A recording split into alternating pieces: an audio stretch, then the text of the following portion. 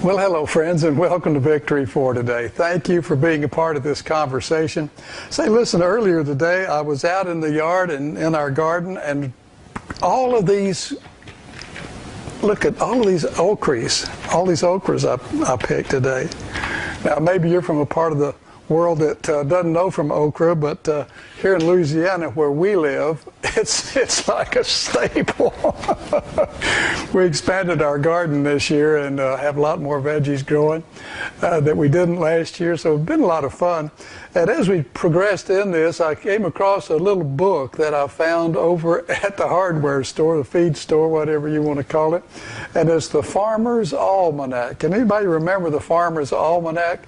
Well, I'm a city boy, but I remember people talking about the Farmer's Almanac. My grandparents down in East Texas, and I was raised in Dallas, and I remember people talking about that. So when I saw it, I got it, thinking, well, maybe that'll help us with our garden this year. And didn't use it hardly at all. Well, you know, they try to predict a lot of things in the Farmer's Almanac, and we're used to people predicting things. You watch the weather nearly every day to see what it's going to be like tomorrow or the rest of the week. But I want us to think about predictions today in a different way. And I want us to think about this subject. I want to introduce this today. We'll come back to it several more times. And that is why pay attention to biblical prophecy. Why? Why mess with it? Why even think about biblical prophecy?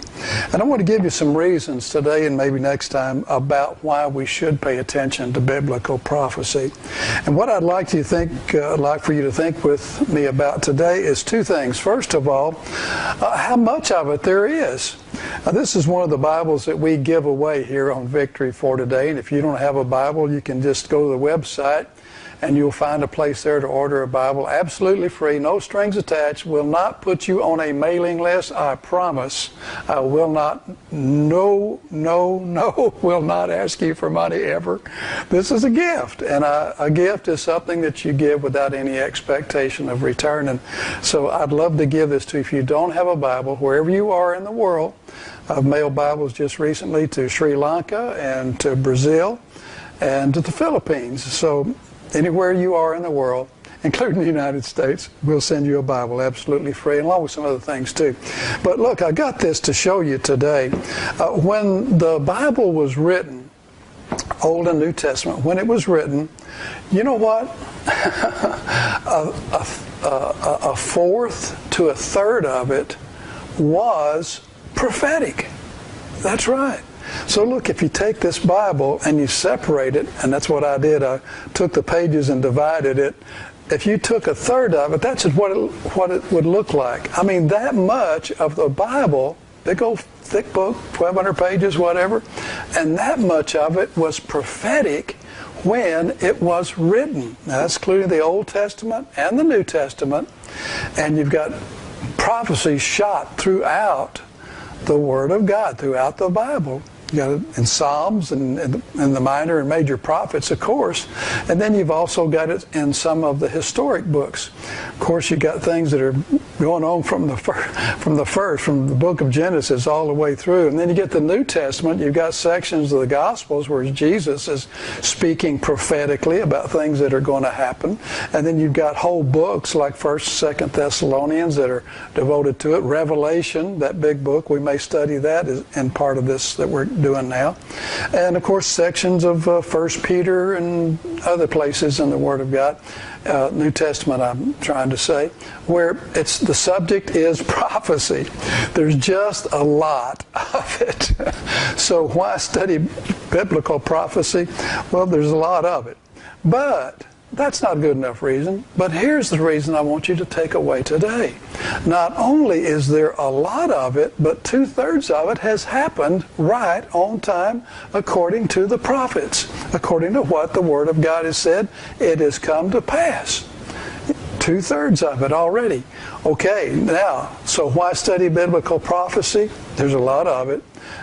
It's already proven to have a track record of accuracy. No other book you can think of, none, including Nostradamus and some of these other so-called holy books, have any kind of track record like the Word of God, like the Bible does. And that is that it's already happened. 2/3 of it's already happened. Now, here's what's key for us.